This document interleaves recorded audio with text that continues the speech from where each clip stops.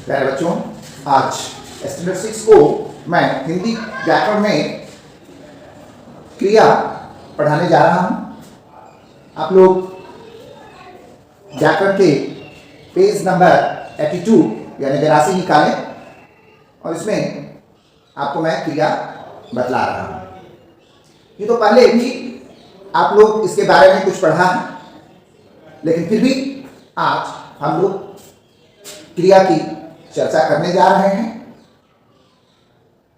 आपने जाना कि इंग्लिश ग्रामर में क्रिया को वर्ब कहा जाता है और हिंदी में तो क्रिया है ही, संज्ञा, सर्वनाम, विशेषण, क्रिया। तो आज हम लोग क्रिया पर हैं। क्रिया की परिभाषा की तरफ हम लोग ध्यान लगाएं तो हम ये कहते हैं कि वाक्य के जिस शब्द से हमें किसी कार्य के करने या होने का बोध होता हो उसे क्रिया कहते हैं। यानी जिससे किसी काम का होना या करना समझा जाए उसे क्रिया कहते हैं। प्रत्येक वाक्य में क्रिया पदों का बहुत ही महत्वपूर्ण स्थान होता है और क्रिया के बिना जो वाक्य है वो अधूरा रह जाता है। वाक्य कैसा रहता है? अधूरा रह जाता है और प्रत्येक वाक्य में क्रिया अवश्य होता है। तो आप समझ गए। अब जैसे मान लीजिए कि मोर नाच रहा है, कोयल कूक रही है, सूरज निकल रहा है ना? राम और श्याम खाना खा रहे हैं, मेरा भाई पतंग उड़ा रहा है। तो इस तरह से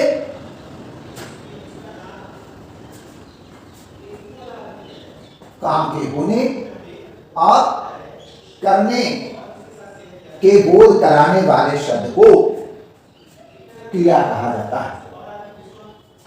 उसके बाद हम लोग जान लें कि इसमें काम करने वाला जो होता है ना, उसे कर्ता कहा जाता है। काम करने वाले को क्या कहेंगे? कर्ता कहेंगे। समझ में आई बात? सेंटेंस में अगर अंग्रेजी का भी सेंटेंस है, इंग्लिश का भी, तो उसमें भी सब्जेक्ट होता है। सब्जेक्ट मीन्स कर्ता, अर्थात जो काम करे उसे कर्ता कहते हैं। अब उसके बाद हम लोग धातु पर आवें तो क्रिया के मूल रूप को धातु कहा जाता है। जैसे पढ़, लिख, उठ, बैठ, है ना, दौड़, हंस, खा, पी, नाप, जोग। तो ये सब मूल रूप है क्रिया के मूल रूप। अब क्रिया का सामान्य रूप क्या होता है? मूल रूप में अगर हम ना लगा देते हैं, जैसे दौड़, उसमें ना लगा दिए दौड़ना, बोल, ना लगा दिए बोलना, पढ़, ना लगा दिए पढ़ना, लिख, ना लगा दिए लिखना, है ना? तो इन सभी मूल रूप के साथ ना जोड़ करके हम क्रिया का सामान्य रूप बना सकते हैं। अब सवाल है कि क्रिया के कितने भेद होते हैं? तो मैं आपको बतला रहा हूं कि क्रिया के दो भेद होते हैं। एक होता है सकर्मक क्रिया और दूसरा होता है अकर्मक क्रिया। जैसा कि यहां पर हमने भी दिखलाया हुआ है, सकर्मक क्रिया और दूसरा अकर्मक क्रिया, transitive verb and intransitive verb English grammar के अनुसार।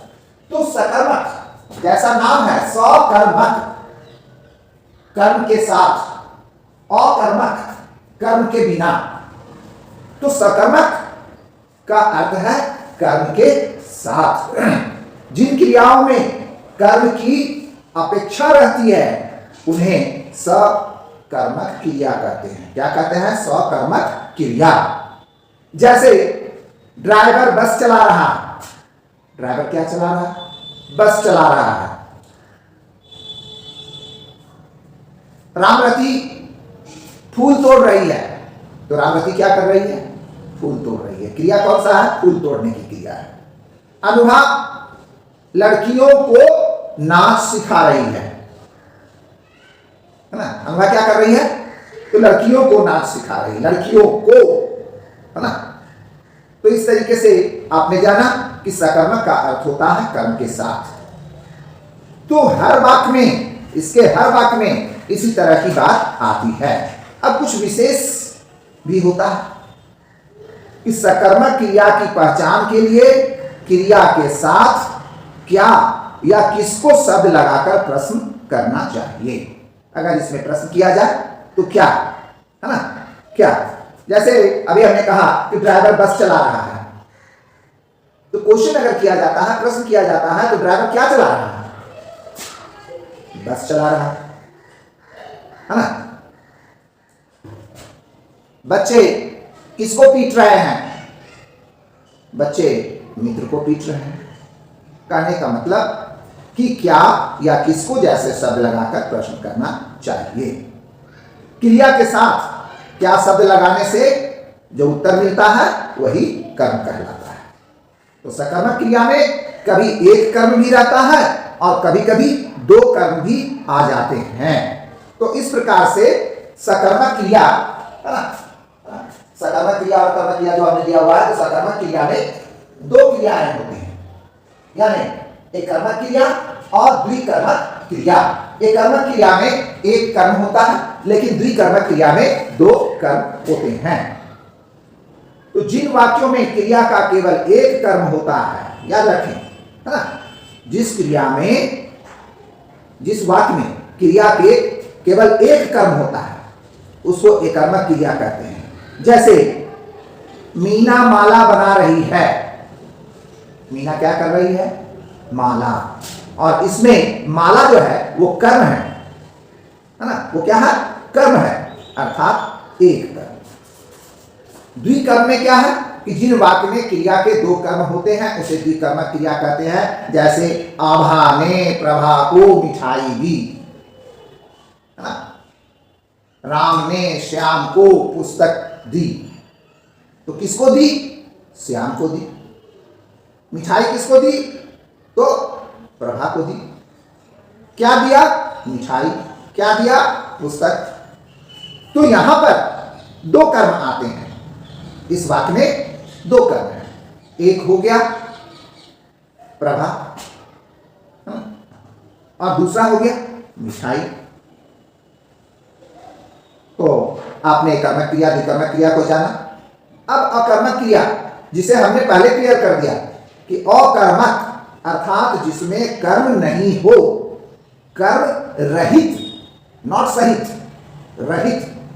अकर्मक का अर्थ है जिसमें कर्म न हो, और जिन क्रियाओं में कर्म की अपेक्षा नहीं होती वे अकर्मक क्रिया होते हैं। जैसे रमेश सो रहा है, क्या कर रहा? सो रहा है। पिताजी जा रहे हैं, है ना, तो क्या कर रहे हैं? जा रहे हैं। चिड़िया उड़ रही है, कौन उड़ रहा है भाई?